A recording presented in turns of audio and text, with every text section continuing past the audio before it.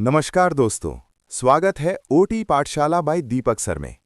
दोस्तों, पार्ट 1 में हमने वार्म अप किया था, लेकिन अब बारी है असली परीक्षा की। ये अगले 25 सवाल थोड़े कठिन और ट्रिकी हैं। ये वो सवाल हैं जो आपको भीड़ से अलग करेंगे और मेरिट लिस्ट में ऊपर लाएंगे। ध्यान से पढ़िए और जवाब सोचिए। Q26 प्रोन पोजीशन यानी पेट के बल में अगर पेट ठीक से फ्री नहीं है और दब रहा है तो इसका सबसे गंभीर परिणाम क्या होगा? Increased tidal volume, IVC compression and hypotension, hypertension, hyperthermia. सही उत्तर है B, IVC compression and hypotension. अगर पेट दबता है तो इंफीरियर वीना केवा नस दब जाती है। इससे पैरों का खून हार्ट तक नहीं पहुंच पाता, जिससे कार्डियक आउटपुट कम होता है और बीपी खतरनाक लेवल तक गिर जाता है। Q27 कंपार्टमेंट सिंड्रोम यानी मांसपेशियों में खतरनाक दबाव का खतरा किस पोजीशन में सबसे अधिक होता है अगर सर्जरी 4 घंटे से ज्यादा चले? Supine position, लिथोटॉमी position, Fowler's position, kidney position. सही उत्तर है बी, लिथोटॉमी पोजीशन। लिथोटॉमी में पैर दिल के लेवल से ऊपर होते हैं, जिससे वहां ब्लड सप्लाई कम हो जाती है। अगर सर्जरी लंबी चली तो पैरों की मांसपेशियों में सूजन और इस्कीमिया यानी कंपार्टमेंट सिंड्रोम हो सकता है, जिससे पैर काटने तक की नौबत आ सकती है। Q28 लैटरल डेक्यूबिटस पोजीशन में फेफड़ों यानी लंग्स की फिजियोलॉजी के बारे में क्या सही है, यानी VQ मिसमैच? ऊपर वाले फेफड़े में खून ज्यादा होता है, नीचे वाले फेफड़े यानी डिपेंडेंट लंग में वेंटिलेशन कम और परफ्यूजन ज्यादा होता है, दोनों फेफड़ों में हवा बराबर होती है, नीचे वाला फेफड़ा पूरी तरह बंद हो जाता है। सही उत्तर है बी, नीचे वाले फेफड़े में वेंटिलेशन कम और परफ्यूजन ज्यादा होता है। गुरुत्वाकर्षण यानी ग्रेविटी के कारण खून नीचे वाले फेफड़े में जमा होता है, लेकिन शरीर के वजन के कारण वो फेफड़ा फूल नहीं पाता, यानी हवा कम। इसे VQ मिसमैच कहते हैं, जिससे ऑक्सीजन लेवल गिर सकता है। Q30 ऑर्थोपेडिक सर्जरी में फ्रैक्चर टेबल पर पेरिनियल पोस्ट यानी जांघों के बीच का डंडा से किस नर्व के डैमेज होने का रिस्क है? Pudendal nerve, sciatic nerve, femoral nerve, obturator nerve. सही उत्तर है A, pudendal nerve. Hip surgery के दौरान ट्रैक्शन देने के लिए पैरों के बीच जो पोस्ट यानी पेरिनियल पोस्ट लगाया जाता है, अगर वो ज्यादा टाइट हो तो प्यूडेंडल नर्व दब जाती है, जिससे जननांगों में शून्यपन आ सकता है। Q31 लंबी सर्जरी के बाद सिर के पीछे ऑक्सीपुट में बाल झड़ जाना किस पोजीशन का कॉम्प्लिकेशन है? Prone, supine, sitting, lateral. सही उत्तर है बी, सुपाइन। सुपाइन पोजीशन में सिर का पूरा वजन पीछे यानी ऑक्सीपुट पर होता है। अगर सिर बहुत देर तक नहीं हिलाया गया तो वहां की ब्लड सप्लाई रुक जाती है और परमानेंट बाल झड़ जाते हैं, यानी एलोपेशिया। Q32 सिटिंग पोजीशन में वीनस एयर एम्बोलिज्म यानी VAE को पकड़ने का सबसे सेंसिटिव यानी सटीक तरीका कौन सा है? Stethoscope, pulse oximeter, trans oesophageal echocardiography, BP cuff. सही उत्तर है सी, ट्रांस ईसोफेजियल एकोकार्डियोग्राफी। वैसे तो हम डॉपलर का भी यूज करते हैं, लेकिन TE सबसे ज्यादा सेंसिटिव है, जो दिल के अंदर हवा के एक छोटे से बुलबुले को भी तुरंत देख लेता है। Q32 विल्सन फ्रेम का इस्तेमाल किस प्रकार की सर्जरी के लिए किया जाता है? A, kidney surgery, B, spinal surgery, laminectomy, C, hip replacement, D, shoulder arthroscopy. सही उत्तर है बी, स्पाइनल सर्जरी लेमिनेक्टमी। व्याख्या: विल्सन फ्रेम एक खास तरह का स्टैंड है जिस पर मरीज को प्रोन यानी पेट के बल लिटाया जाता है, ताकि रीढ़ की हड्डी ऊपर को मुड़ जाए, फ्लेक्शन और सर्जन को काम करने में आसानी हो। Q33 अगर एनेस्थीसिया स्क्रीन या मेयो स्टैंड मरीज के ऊपरी हाथ पर लगातार दबाव डाल रहा है तो कौन सी नर्व डैमेज होगी? A, radial nerve, B, median nerve, C, ulnar nerve, D, musculocutaneous nerve. सही उत्तर है ए, रेडियल नर्व। व्याख्या: रेडियल नर्व ऊपरी बाह के बाहरी हिस्से में होती है। अगर कोई हार्ड ऑब्जेक्ट जैसे स्क्रीन का डंडा वहां दबता है तो रिस्ट ड्रॉप यानी कलाई का गिरना हो सकता है। Q34 ट्रेंडलनबर्ग पोजीशन में इंट्राऑक्यूलर प्रेशर और इंट्राक्रेनियल प्रेशर पर क्या असर पड़ता है? ए, घटता है, बी, कोई असर नहीं होता, सी, बढ़ता है, डी, पहले घटता है फिर बढ़ता है। सही उत्तर है सी, बढ़ता है। व्याख्या: सिर नीचे होने से वीनस ब्लड दिमाग और आंखों की तरफ लौटता है, जिससे वहां प्रेशर बढ़ जाता है। इसलिए ग्लाउकोमा या हेड इंजरी के मरीजों में ये पोजीशन नहीं देनी चाहिए। Q35 किडनी सर्जरी के लिए किडनी रेस्ट यानी उठा हुआ भाग शरीर के किस हिस्से के नीचे होना चाहिए? ए. रिब्स यानी पसलियों के ठीक नीचे, बी. इलिया क्रेस्ट के नीचे, सी. इलिया क्रेस्ट के ठीक ऊपर फ्लैंक एरिया, डी. कांख यानी एक्जिला के नीचे। सही उत्तर है सी. इलिया क्रेस्ट के ठीक ऊपर फ्लैंक एरिया। व्याख्या: किडनी रेस्ट को 12th रिब और इलिया क्रेस्ट के बीच में होना चाहिए। अगर इसे पसलियों के नीचे रखा तो पसलियां टूट सकती हैं।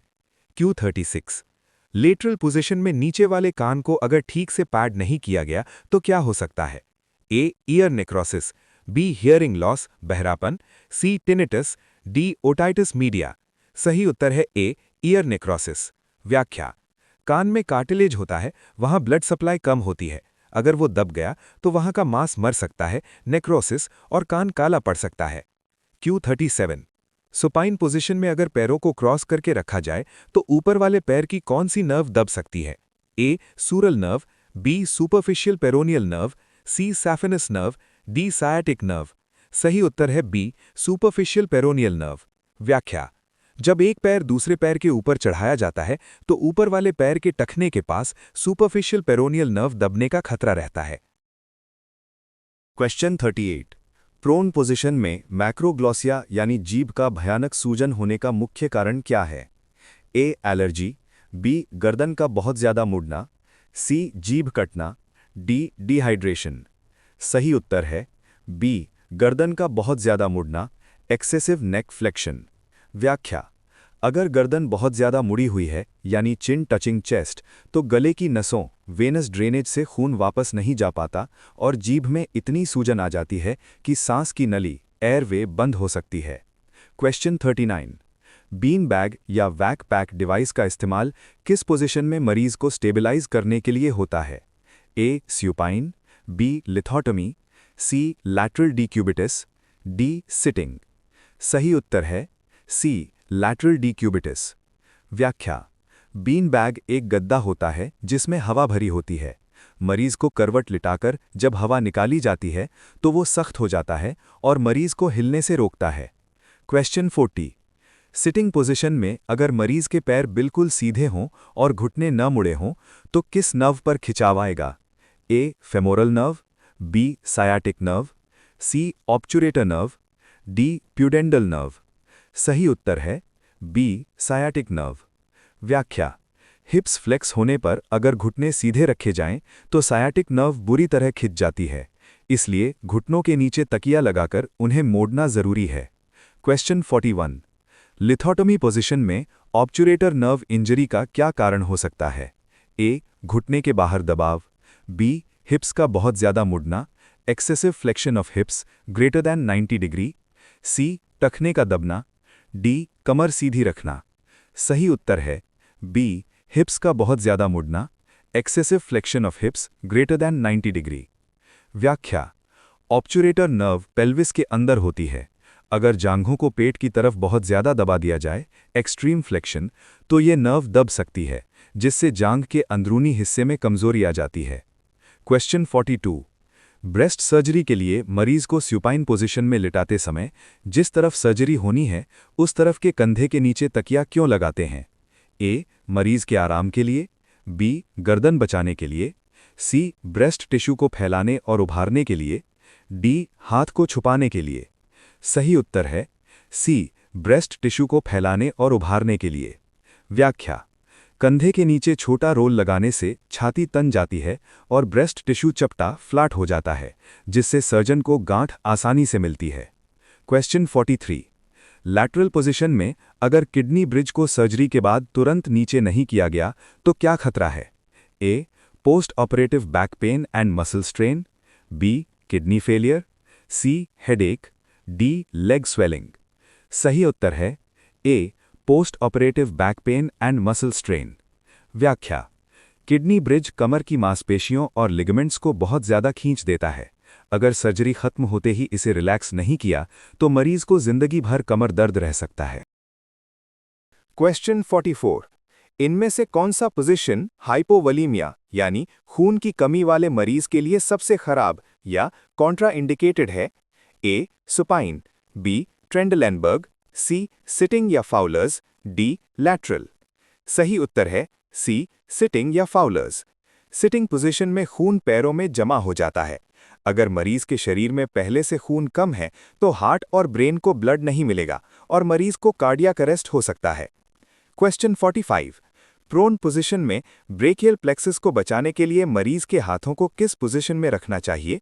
ए. सुपरमैन स्टाइल, सिर के ऊपर सीधे, बी. शरीर के साथ सटाकर, सी. कोहनी और कंधे दोनों 90 डिग्री से कम मुड़े हों, डी. पीठ के पीछे। सही उत्तर है सी. कोहनी और कंधे दोनों 90 डिग्री से कम मुड़े हों। व्याख्या: अगर हाथ सिर की तरफ हैं यानी सुपरमैन पोज है तो कंधे और कोहनी को 90 डिग्री से ज्यादा न मोड़ें वरना नसों पर खिंचाव आएगा। क्वेश्चन 46। सिफेनस नर्व इंजरी जो पैर के अंदरूनी टखने पर होती है किस पोजीशन का रिस्क है? A. Prone, B. Lithotomy, C. Sitting, D. Trendelenburg. सही उत्तर है बी. लाइथोटमी। व्याख्या: लाइथोटमी में अगर पैर का अंदरूनी हिस्सा यानी मीडियल एस्पेक्ट स्टैंड से टच हो जाए तो सिफेनस नर्व दब जाती है। नोट: बाहरी हिस्सा दबने से पेरोनियल नर्व दबती है। क्वेश्चन 47। मेंडलसन सिंड्रोम यानी फेफड़ों में उल्टी जाना के रिस्क को कम करने के लिए बेहोशी से जगाते समय कौन सी पोजीशन दी जाती है? A. Supine, B. Lateral, C. Prone, D. Lithotomy. सही उत्तर है बी. लैटरल।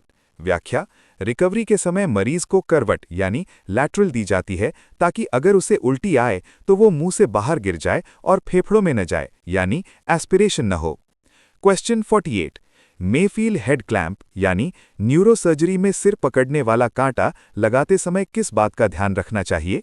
ए. सिर हिलना चाहिए, बी. पिन को आंखों या नसों पर नहीं लगना चाहिए, सी. इसे ढीला रखना चाहिए, डी. इसे गर्दन पर लगाना चाहिए। सही उत्तर है बी. पिन को आंखों या नसों पर नहीं लगना चाहिए। व्याख्या: ये लोहे की पिन्स होती हैं जो खोपड़ी यानी स्कल में धंसती हैं। अगर ये गलती से आंख या किसी नस यानी सुपरफिशियल टेम्पोरल आर्टरी पर लग गई तो ब्लीडिंग या डैमेज हो सकता है। क्वेश्चन 49। सुपाइन पोजीशन में लंबोसेक्रल स्ट्रेन यानी कमर दर्द से बचने के लिए क्या करना चाहिए? ए. गर्दन के नीचे तकिया लगाएं, बी. घुटनों के नीचे तकिया यानी पिलो अंडर नीज लगाएं, सी. कमर के नीचे हार्ड बोर्ड लगाएं, डी. पैरों को हवा में रखें। सही उत्तर है बी. घुटनों के नीचे तकिया यानी पिलो अंडर नीज लगाएं। व्याख्या: घुटनों के नीचे तकिया लगाने से पेट की मांसपेशियां रिलैक्स हो जाती हैं और कमर यानी लंबर कर्व सीधी हो जाती है जिससे दर्द नहीं होता। आखिरी और सबसे महत्वपूर्ण सवाल, मरीज की पोजीशन बदलते समय जैसे सुपाइन से प्रोन सबसे ज्यादा खतरा किस चीज का होता है? ए. कपड़े फटने का, बी. डिस्कनेक्शन ऑफ ईटीटी सांस की नली और आईवी लाइंस, सी. टेबल टूटने का, डी. लाइट जाने का। सही उत्तर है बी. डिस्कनेक्शन ऑफ ईटीटी सांस की नली और आईवी लाइंस। व्याख्या: पोजीशन बदलते समय अगर ध्यान न दिया जाए तो एंडोट्रेकियल ट्यूब निकल सकती है जो मरीज की जान के लिए सबसे बड़ा खतरा है। इसलिए एनेस्थीसिया डॉक्टर हमेशा सिर और ट्यूब को पकड़ कर रखते हैं। तो दोस्तों, ये था हमारा आज का टॉप 50 मैराथन।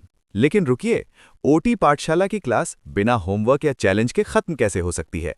जो बच्चे सरकारी नौकरी पाने के लिए सीरियस हैं, उनके लिए मैं लाया हूं 2 बोनस क्वेश्चंस। ये सवाल एग्जामिनर के फेवरेट हैं और मैं देखना चाहता हूं कि आप में से कितने लोग इसका सही जवाब बिना गूगल किए दे सकते हैं। तो ये रहा आज का पहला बोनस सवाल, क्वेश्चन नंबर 51। क्रिस्केस पोजीशन को आमतौर पर किस नाम से जाना जाता है? ए.